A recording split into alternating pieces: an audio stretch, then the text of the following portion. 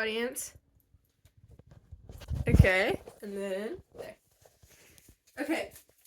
Hi, I'm Ari Beagleman, and I'm going to be presenting on how capitalistic industry keeps colorism alive. Okay. So in 2020 alone, the global market for skin bleaching products was estimated at 8.6 billion and is estimated to reach 12.3 billion by 2027. What is colorism?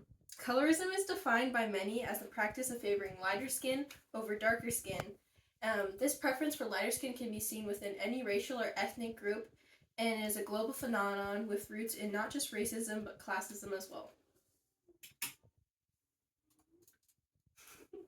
My thesis is that colorism is pervasive in all capitalistic industries and negatively affects the whole public, especially people of color.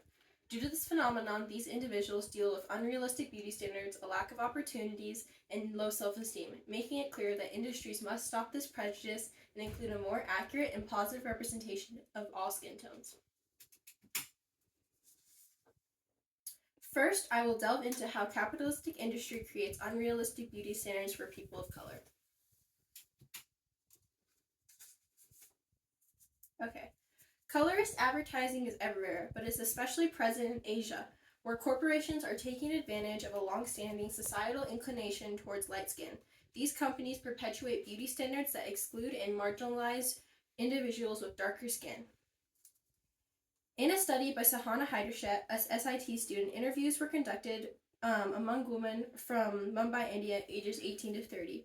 All these women had purchased whitening products like Fair and Lovely, Pond's White Beauty, My Fair, etc. These are products recommended by friends, family, gifted by family, and constantly advertised by the media. The colorist beauty industry has rooted itself so deeply in Indian society that it is considered normal or even necessary to have these products. Products which are proven to cause not just cosmetic damage, but severe bodily harm as well. The FDA states that these products contain hydrocodone and mercury, both which are toxic substances. The fact that women around the world must uphold such unrealistic beauty standards by using these products is abominable. A woman's worth should not come from the color of her skin, but her actions as a person. However, due to the aforementioned societal norms, it is sadly the opposite. For example, one woman in Hydersheth's interviews stands out by saying, "I am not confident, I am dark." She continues saying that using fairness creams make her more confident and that she's afraid if she stops using them that she'll be even darker than before.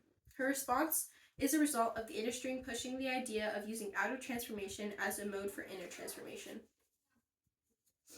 The promotion of this disturbing ideal was clearly shown in 2010 when Pond's released a commercial for their product White Beauty.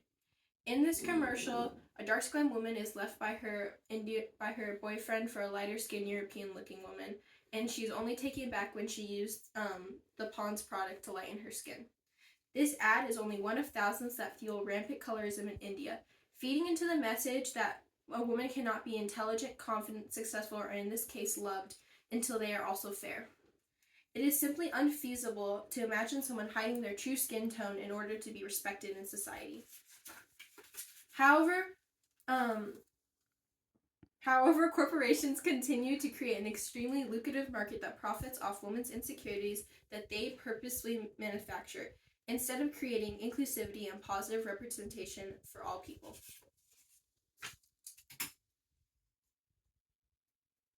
This leads into how the presence of colorism in the world of beauty promotes an obvious lack of opportunity to people of color.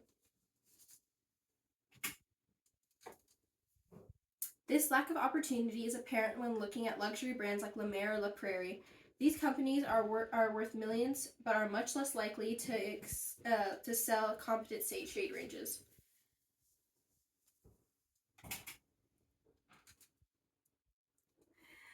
Luxury cosmetic brands are promoting an ideology that bright is white by only representing a select group of individuals whom they assume can afford their products. This lack of diversity in makeup creates little opportunity for dark-skinned individuals looking towards a modeling career. Furthermore, the idea of tokenism, the practice of only including a few people of a minority and using that small group to represent every single person of that minority,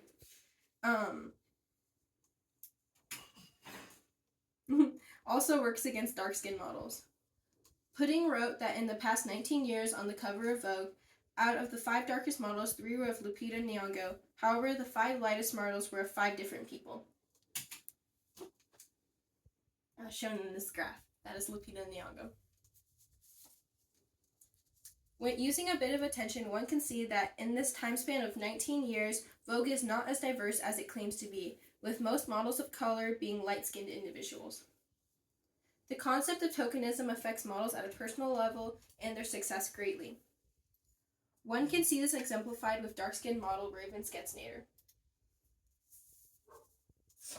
When walking for the brand Frederick Anderson, Raven videoed how her coily textured hair was dismissed by stylists who were instructed to give her a slicked back ponytail.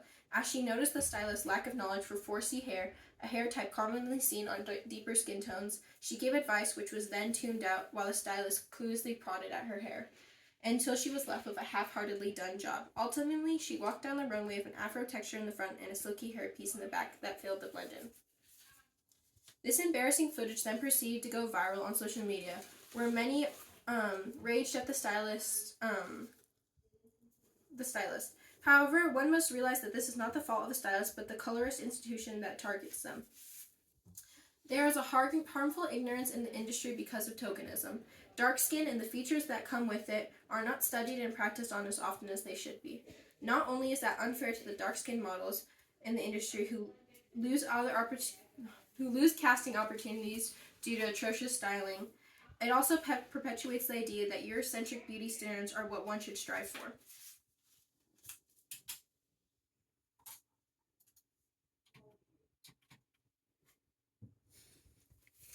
This then leads into how colorist industries affect people at a deeper personal level. Colorism in entertainment industries can have a profound effect on how individuals in society perceive themselves and their place in society, ultimately leading to low self-esteem and a sense of unworthiness. Whether it be the endorsement of light skin and the preference for it, can you pause the video for a sec? Whether it be the endorsement of light skin or the preference for it is prevalent and it is impacting today's youth.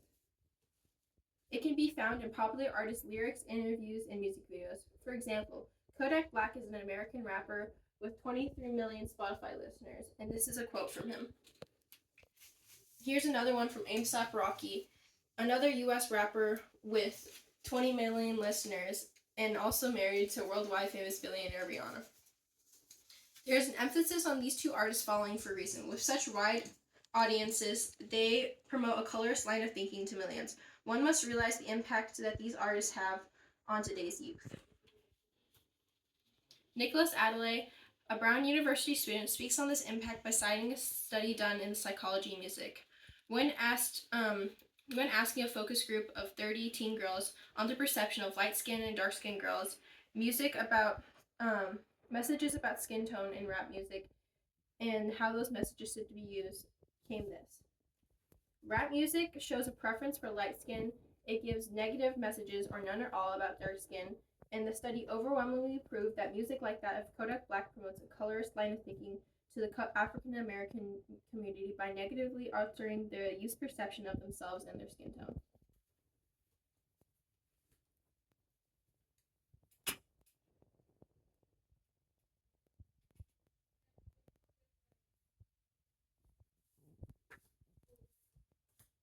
This lack of representation has negative.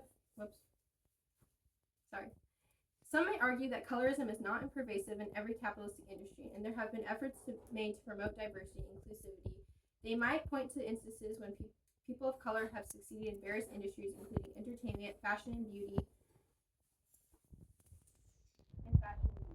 Additionally, proponents of these counter-arguments might suggest that market forces, rather than systematic bias, drive certain beauty standards, and that businesses cater to what they believe their customers want, which